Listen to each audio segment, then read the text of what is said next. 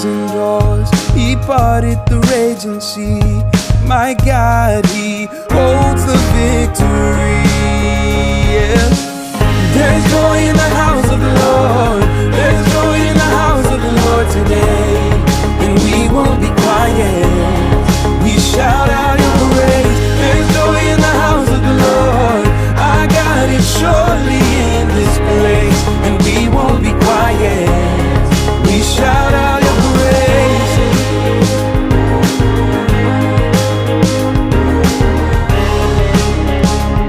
Yeah. We sing to the God who heals. We sing to the God who saves. We sing to the God who always makes a way. 'Cause He hung up on that cross, then He rose up from that grave. My God, still rolling stones away. There's joy in the house of the Lord. There's joy in the house of the Lord today. And we won't be quiet. We shout out your praise. There's joy in the house of the Lord. Our God is surely in this place. And we won't be quiet. We shout out your praise. We were the beggars, now we're royalty. We were the prisoners, now we're running free. We are forgiven, accepted, redeemed by His grace. Let the house of the Lord sing praise. We were the beggars, now we're royalty. We were the prisoners, now we're running free. We are forgiven, accepted, redeemed by His grace. Let the house of the Lord sing praise. There's joy in the house of the Lord. There's joy in the house of the Lord today. And we won't be quiet. Oh, we're gonna shout out your praise. There's joy in the house There of the is joy, Lord. there Our is God joy. is surely in this place. And we won't be quiet. We're gonna shout out your praise. There's joy in the house There is joy. There's joy in the house of the Lord today. We won't be quiet. We shout out your praise. There's joy in the house of the Lord. Our God is surely in this place. And we won't be quiet. We shout out your praise. We shout out your praise.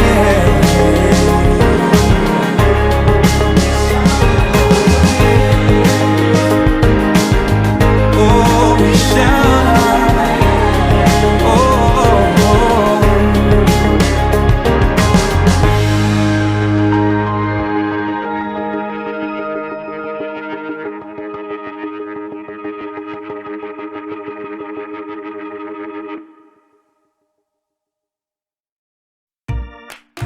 One day, Elisha made his way to a town called Shunem. There was a woman in Shunem who had a lot of money.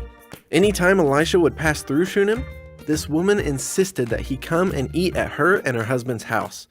She loved having Elisha over for meals.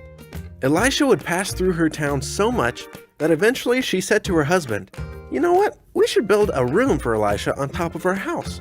We could put a bed, a table, a chair, and a lamp in it for him. That way he has somewhere to stay when he's passing through." So that's exactly what they did.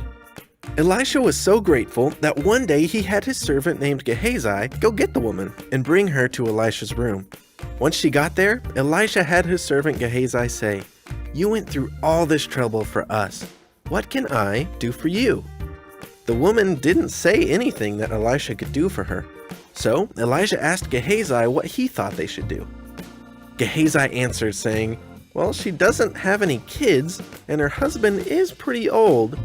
That's it, Elisha thought. Then he told Gehazi to go tell the woman that by this time next year, she would have a son. The woman was in disbelief. "Don't lie to me," she said, but Elisha wasn't lying. Within the next year, she had a little baby boy. After that, many years had passed, and the boy grew up. One day, the boy went out to his father, who was working in the fields, and he started complaining that his head was hurting. So the father told one of his servants to pick the boy up and carry him to his mother. His mother held him until about noon, but then something terrible happened. The boy died. The mother was heartbroken, but she didn't show it. Instead, she took her son up to Elisha's room and laid him on Elisha's bed. Then she said to her husband, "Have one of the servants bring a donkey to me, so I can go to Elijah and come back." Her husband asked why she was going today, but instead of telling him that their son had just died, she replied with, "Everything's fine." Then she put a saddle on the donkey, and her servant rode as fast as they could straight to Elisha. Elisha saw the woman coming from a long way off. So he said to Gehazi, "Hey look, there's the Shunammite woman. Run out to meet her and ask her if everything's okay with her husband, and her child." When Gehazi asked her, she answered, "Everything's fine." But her attitude changed when she finally got to Elisha.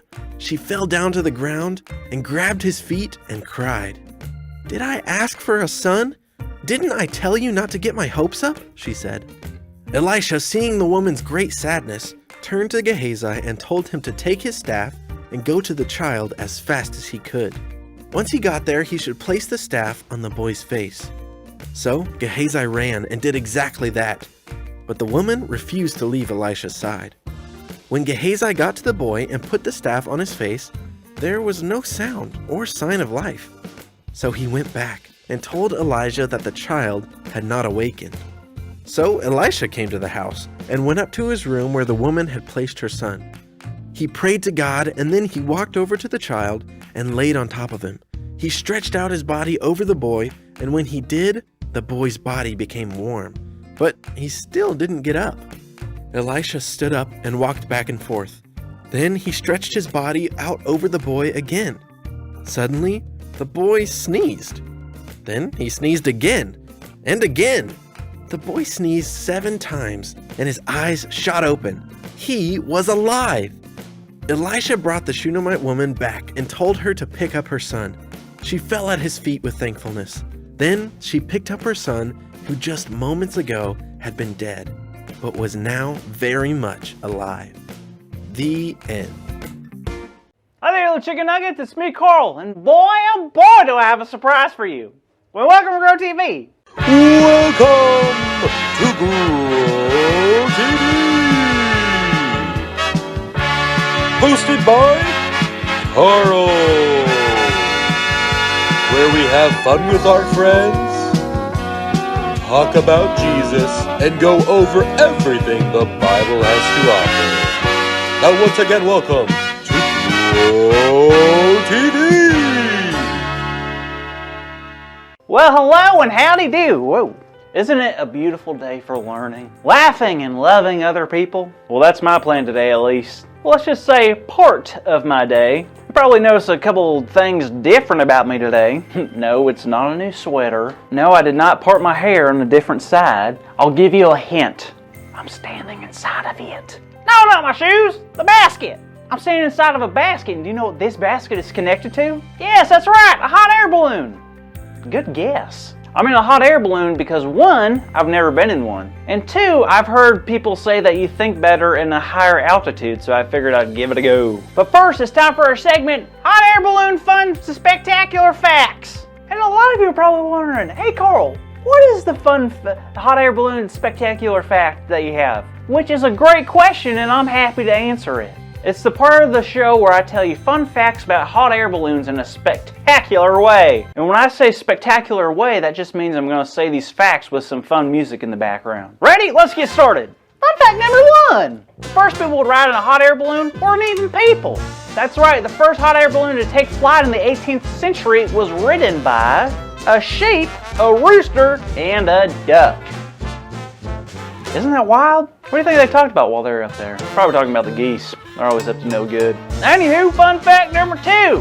Apparently hot air balloons cannot fly in the rain, which is a total bummer because I was planning a hot air balloon thunderstorm watch for my birthday party. But now I have to do something else. And finally, fun fact number 3. Hot air balloons have the ability to take all the fear inside your body and make it disappear. Isn't that amazing? My friend Two Toes Tommy told me that yesterday, and I believe everything he says because the man has 2 toes. A guy like that has to know what he's talking about, right? Hey, Carl, you know you have 2 toes as well, right? I do have 2 toes? I guess I do have 2 toes. And a lot of other people do. A lot of other people have 2 toes? Well, then why do they call him Two Toes Tommy then?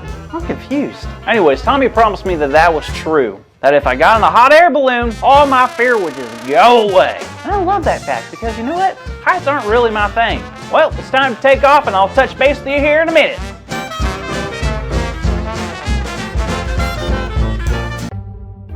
Y'all, I may have made a miscalculation because as you can see, I'm in a hot air balloon and I am also in the sky. And guess what? I'm scared. I'm scared and I need help. Hey Carl, whoa, are you in a hot air balloon? Yes, now please. How cool. Did you know the first people in a hot air balloon weren't even human? It was A sheep, a rooster, and a duck. Yes, I know now how to get down. all right. Just take a deep breath. How did this happen anyway? Well, I'm wanting to discover what's up in the air more. And my friend promised me that you don't feel fear in a hot air balloon. But he was wrong.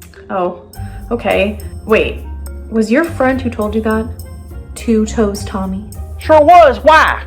Oh, Carl. Two Toes Tommy is notorious for not telling the truth.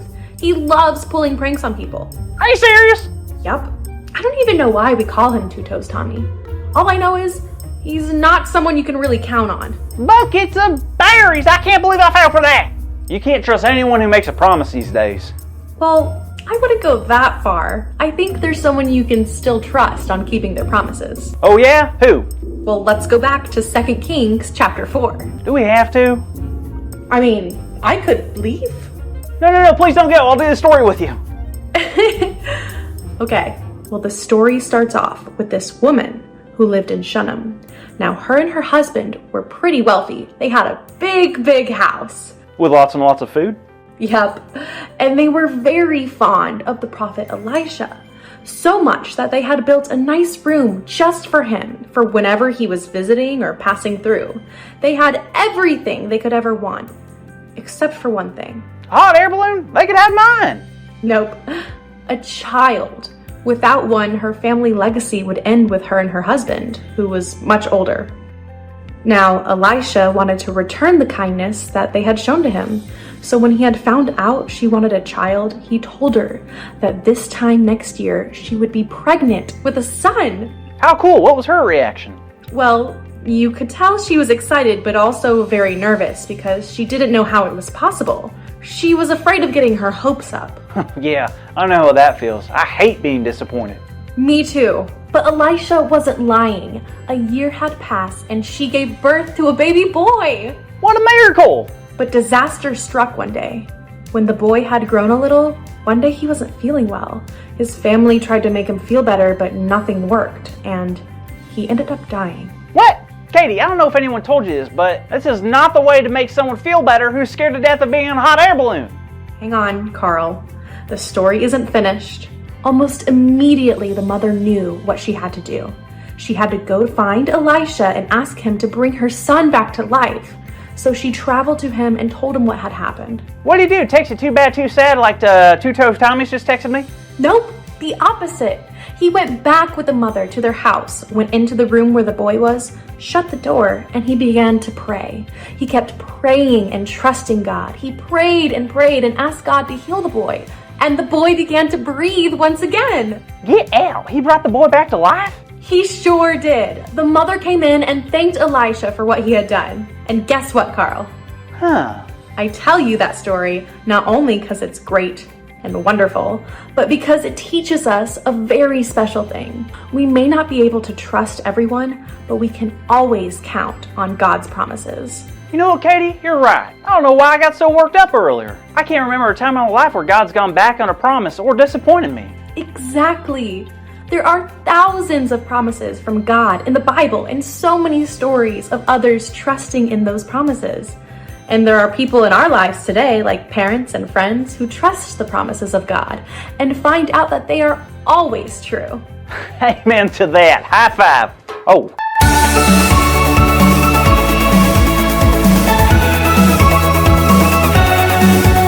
Wow, I tell you what, out of all the big ideas in the universe, This one, much like a hot air balloon, is probably the most uplifting. And it's this: I can count on God's promises. So let's say it out loud on the count of 3. 1, 2, 3. I can count on God's promises. Great job, kids. Now don't forget to tune in next week for the newest episode of Grow TV, okay? All right, I'll see you later. Bye. Thank you for watching, and tune in next week for a new episode of